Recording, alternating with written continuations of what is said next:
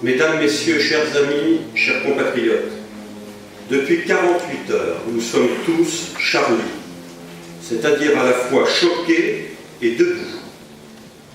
Debout pour adresser toutes nos condoléances et notre plus grande sympathie aux familles des victimes de l'acte de barbarie qui a touché la rédaction de Charlie Hebdo et ceux qui étaient en charge de sa protection et de sa sécurité.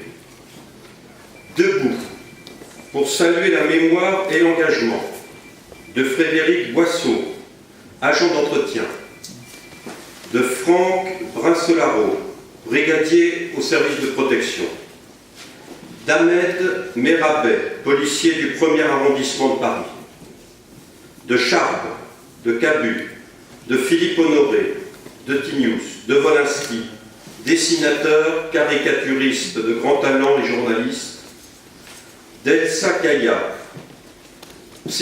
psychanalyste et chroniqueuse, de Bernard Maris, économiste et chroniqueur, de Mustapha Ourad, correcteur de presse, de Michel Renaud, invité ce jour-là par la rédaction de Charlie Hebdo. J'associe à leur mémoire Clarissa Jean-Philippe, policière municipale, décédée hier à Montrouge. Debout, pour dire qu'à travers ces hommes et ces femmes engagés, c'est notre liberté d'expression, notre liberté de penser, notre démocratie, notre République et ses valeurs qui sont visées. Oui, nous sommes debout pour réaffirmer que la France est une République démocratique, laïque, sociale et indivisible, que la liberté d'expression et la fraternité sont des valeurs fondamentales et intangibles de notre République et que nous les ferons vivre quel qu'en soit le prix. Permettez-moi ici de rappeler deux articles majeurs de la Déclaration des droits de l'homme et du citoyen qui est le socle même de notre République. Article 10. Nul ne doit être inquiété pour ses opinions, même religieuses, pourvu que leurs manifestations ne troublent pas l'ordre public établi par la loi. Article 11.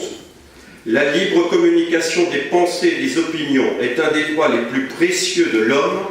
Tout citoyen peut parler, écrire, imprimer librement, sauf à répondre de l'abus de cette liberté dans le cas déterminé par la loi. Et permettez-moi de mettre en exergue la phrase si célèbre de Voltaire: « Je ne suis pas d'accord avec ce que vous dites, mais je me battrai jusqu'au bout pour que vous ayez le droit de le dire et ainsi d'exprimer votre opinion. » Nous sommes debout pour dire que nous ne laisserons pas faire ceux qui, portés par le fanatisme et le fondamentalisme, chercheraient à faire taire la liberté d'expression et d'opinion. Nous souhaitons naturellement que les auteurs de cette ignominie, de cette barbarie, que ces assassins soient mis hors d'état de nuire et jugés, comme le veulent les lois de notre République, et cela dès que possible.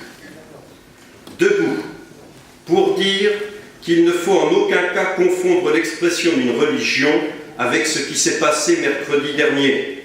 Cela relève bien du fanatisme, du fondamentalisme, de l'obscurantisme, de la manipulation, de la perversion et d'une tentative d'atteinte aux libertés fondamentales. C'est toute la communauté nationale, tous les hommes libres qui sont visés, quelle que soit leur origine, quelles que soient leurs convictions, et notamment quelles que soient leurs convictions religieuses ou athées. Notre combat, c'est uniquement, mais résolument, le combat contre le terrorisme, contre la peur, pour la liberté et pour les libertés fondamentales. Rassemblons-nous, soyons unis pour condamner cet acte de barbarie, pour réaffirmer haut et fort nos valeurs, pour dire fermement « plus jamais ça ». Vive la liberté d'expression, vive la République et vive la France. Et je vous demande d'observer, s'il vous plaît, une minute de silence.